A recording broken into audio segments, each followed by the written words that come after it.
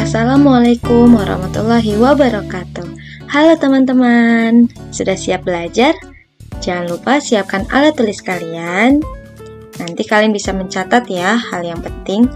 Di video kali ini kita akan membahas tentang relasi dan fungsi. Nah, ini lanjutan dari materi sebelumnya. Nah, kali ini kita akan fokus untuk fungsi dan korespondensi satu-satu. Oke, sebelum lanjut siapkan buku kalian, alat tulis. Oke, langsung saja kita mulai dari fungsi. Nah, fungsi atau pemetaan ya. Jadi fungsi ini juga disebut dengan pemetaan. Jika setiap anggota himpunan A mempunyai tepat satu pasangan pada himpunan B, disebut fungsi. Oke, jadi himpunan A itu semua anggotanya ya harus mempunyai pasangan satu di himpunan B. Contohnya gimana? Kita lihat gambar berikut ini. Nah, ini dia. Di sini ada 3 gambar. Ya, di sini himpunan A-nya itu A, B, C, dan himpunan B-nya 1, 2, 3. Himpunan A mempunyai pasangan masing-masing nih di himpunan B. Jadi A pasangannya dengan 1, B pasangannya dengan 1, C pasangannya dengan 3. Walaupun di sininya mereka berdua, si satu ini ya, tapi himpunan A ini dia sendiri-sendiri. Nah, ini disebut dengan fungsi. Nah, untuk gambar yang kedua, nah ini bukan fungsi. Kenapa? Karena ada yang selingkuh. Nah, maksudnya selingkuh apa? Kita lihat di anggota yang ini. A ini dia mempunyai 2 pasangan. Nah, ya kan? Ini yang dikatakan selingkuh. Dia bukan fungsi. Jadi diagram ini bukan fungsi. Walaupun si B-nya punya 1 pasangan, C-nya juga punya 1 pasangan, tapi A-nya ini selingkuh. Jadi bukan fungsi. Yang ketiga, nah ini juga bukan fungsi atau jomblo. Kenapa jomblo? Karena salah satu anggotanya ada yang sendiri. Dia nggak punya pasangannya. Nah, ini bukan fungsi. Ya. Jadi sudah bisa membedakan fungsi dan bukan fungsi. Oke. Nah, himpunan A ya, kita contohkan di sini. Himpunan A ini disebut domain atau daerah asal. Nah, himpunan B-nya yang ini disebut kodomain atau daerah kawan. Dan daerah hasil itu disebut range. Daerah hasil itu yang mana? Yang ini. 1 dan 3. Itu ya. Jadi daerah hasil itu atau range dia berada di kodomain dan mempunyai pasangan. Kalau si 2 ini kan nggak ada pasangannya nih, nggak ada yang milih. Jadi dia bukan range-nya. Nah, bentuk fungsi ini ada 3. Yang pertama, fx sama dengan c atau fungsi konstan. Nah, nilai fungsi selalu tetap walaupun variabel x-nya berubah. Yang kedua, fx sama dengan ax plus b. Nah, ini disebut dengan fungsi linear. Nilai fungsinya berubah jika x-nya berubah. Dan yang terakhir, fx sama dengan ax kuadrat ditambah bx ditambah c. Ini disebutnya fungsi kuadrat. Nilai fungsi berubah jika x-nya berubah.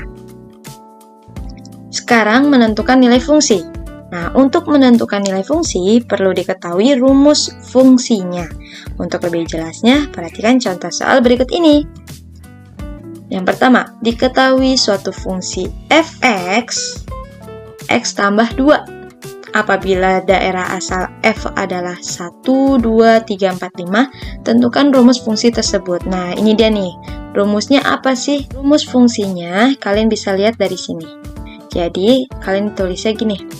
Fx sama dengan x plus 2. Nah, ini adalah rumus fungsinya. Oke, untuk yang B, daerah hasil fungsi tersebut. Nah, untuk daerah hasil, kita tulis rumus fungsinya dulu ya. Fx sama dengan x ditambah 2. Nah, di sini daerah asalnya itu kan ada 1, 2, 3, 4, 5. Nah, pertama berarti kita tulis F1 ya. Jadi X-nya kita ganti 1. Di sini juga X-nya kita ganti 1. 1 tambah 2 sama dengan 3. Yang kedua, yaitu X-nya kita ganti 2. Berarti F2 sama dengan 2 ditambah 2 sama dengan 4. Nah, F3 juga sama. 3 tambah 2 sama dengan 5. F4 berarti 4 tambah 2 sama dengan 6. F5 yang terakhir yaitu 5 ditambah 2 sama dengan 7. Nah, dari sini kita bisa menentukan daerah hasil fungsinya, yaitu 3, 4, 5, 6, dan 7. Oke? Oke, yang terakhir grafik fungsinya. Untuk menggambar fungsinya, kita bisa pakai tabel ya. Tabel seperti yang materi sebelumnya. Oke, di sini X-nya, di sini Fx-nya atau Y-nya ya. Dan di sini X, Y. X-nya berapa? X-nya itu adalah yang ini nih. Daerah asal. 1, 2, 3, 4, 5. 1, 2, 3, 4, dan 5. Oke. Y-nya adalah daerah hasil yang ini. Oke. Berarti 3, 4, 5, 6, 7. Maka kita bisa menentukan koordinatnya X, Y. 1,3, 2,4, 3,5, 4,6, dan 5,7. Oke, dari sini kita bisa menggambar koordinatnya di bidang kartesius. Oke, kita tulis ya dari 1,3 dulu. 1,3 berarti dia ada di sini. Oke, lalu 2,4. 2,4 berarti di sini. Kemudian 3,5 di sini. 4,6 di sini. 5,7 di sini. Nah, karena pertanyaannya adalah gambarlah grafik, jadi kalian tinggal menghubungkan titik-titiknya. Jadilah seperti ini. Oke? Contoh soal yang kedua. Diketahui fungsi fx sama dengan 2x plus 8. Tentukanlah nilai dari f min 2. Oke, di sini x-nya kita ganti dengan min 2. Kita tulis dulu ya fungsinya. Fx sama dengan 2x ditambah 8. F min 2, nah karena pertanyaan F min 2, jadi x-nya kita ganti min 2. Maka 2 dikali min 2 ditambah 8. Min 2 kali 2 sama dengan min 4. Ditambah 8. Berapa hasilnya? 4. Betul, sudah sampai di sini. Oke, lanjut. Nomor 3. Diketahui fungsi fx sama dengan 4x min 5. Jika fk sama dengan 15, maka nilai dari k adalah, nah di sini kalian bisa lihat ya, ini fx, ini k. Oke, kalian tinggal ganti x-nya menjadi k seperti ini. Maka fungsinya juga berubah jadi 4k min 5. Oke, karena fk-nya sudah diketahui yaitu 15, maka fk-nya ini berubah, dia jadi 15 kayak gini. 15 sama dengan 4k min 5. Karena yang ditanya adalah k, maka min 5-nya ini pindah ruas. Jadi 15 yang tadinya negatif ya, min 5-nya dia pindah jadi positif 5. Sama dengan, oke, tinggal sisa 4k. Oke, 15 tambah 5, 20, sama dengan 4k. Maka k-nya kita bagi, 20 dibagi 4. Berapa 20 bagi 4? Yaitu 5. Maka k-nya adalah 5. Oke. Tuh, bisa ya? Oke. Nah, untuk selanjutnya, korespondensi 1-1. Jika setiap anggota himpunan A mempunyai tepat satu pasangan pada himpunan B dan sebaliknya. Nah, ini adalah pengertian dari korespondensi 1-1. Apa bedanya sama fungsi tadi? Nah, di sini dia. Kalau korespondensi 1-1, himpunan A-nya harus punya pasangan dan himpunan B-nya juga harus punya pasangan. Dua-duanya punya pasangan ya. Oke, contohnya ini, diagram panahnya. Himpunan P, dia anggotanya mempunyai pasangan semua nih. Himpunan Q juga punya pasangannya. Oke, nah dengan demikian banyaknya anggota himpunan A dan himpunan B haruslah sama.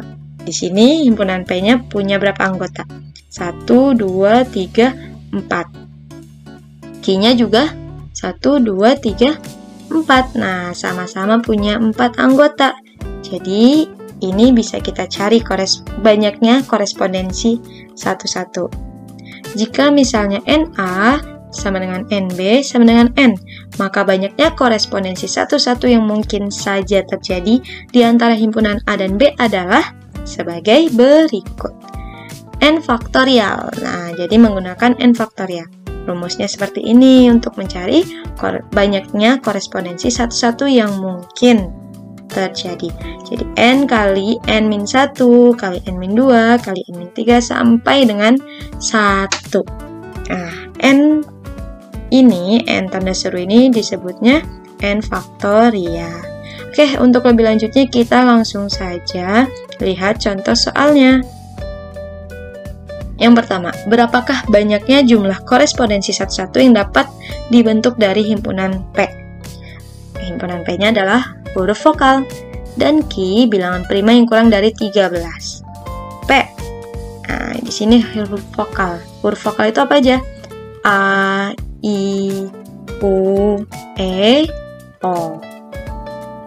Q-nya bilangan prima kurang dari 13. Berarti 2, 3, 5, 7, dan 11. Nah, dari sini kalian bisa mendapatkan NP. Berapa banyak anggotanya di himpunan P? Ada 5. NQ-nya juga sama, ya kan? Ada 5.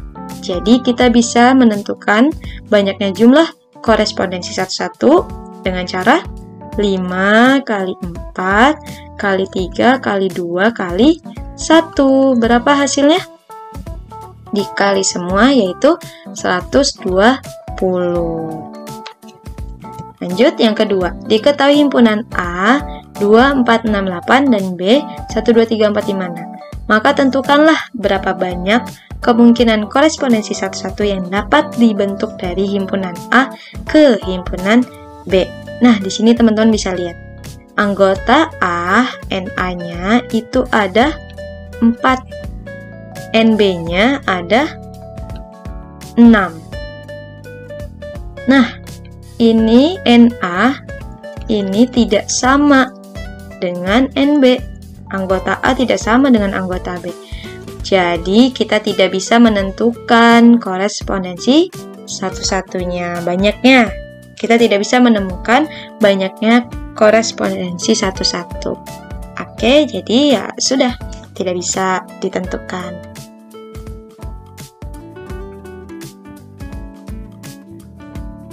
Nah, dari penjelasan tadi, teman-teman bisa langsung coba nih latihan soalnya. Ada 5 soal yang bisa kalian coba kerjakan lagi, latihan lagi. Ya, kalau misalnya masih belum paham sama materinya, kalian bisa putar lagi, atau mau bertanya di kolom komentar juga boleh banget, atau yang mau request materi apa nih yang mau dibahas, boleh banget ya, atau mau review soal apa, itu boleh. Kalian langsung tulis di kolom komentar, nanti akan kita buatkan videonya ya. Mungkin itu saja untuk video kali ini. Semoga bermanfaat untuk teman-teman semua, dapat diterima dengan baik, dan terima kasih sudah menonton sampai akhir. Bagi teman-teman yang belum subscribe, boleh subscribe ya. Dan kalau kalian suka dengan video ini, boleh klik like. Oke deh, sampai jumpa di video berikutnya. Assalamualaikum warahmatullahi wabarakatuh. Bye.